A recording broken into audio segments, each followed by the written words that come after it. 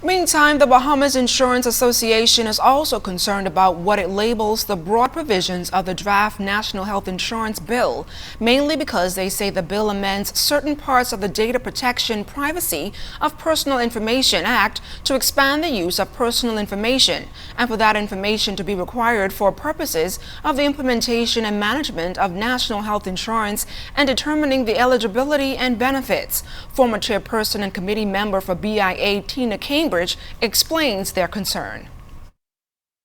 We see that it's broadening the scope of what and I use the terms that are in the bill. The N.H.I authority will be able to demand information.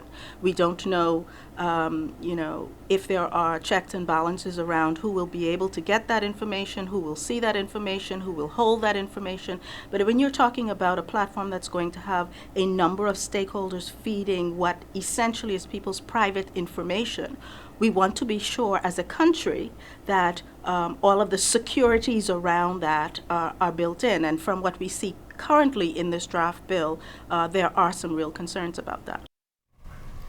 Cambridge said the association has lots of concerns regarding the draft legislation. One of them is the absence of regulation to view at the same time as the draft legislation is assessed. It's very difficult to review and speak to this bill in absence of the regulations.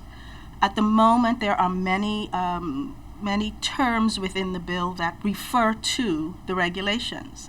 Well, if we don't have the regulations, how do we speak effectively and comment on that particular aspect of the bill? Because from what we see, a lot of the detail around how this is to function will be in the regulations. Well, if there's no regulations to review at the moment, how do you then really effectively comment on what is actually in the draft bill?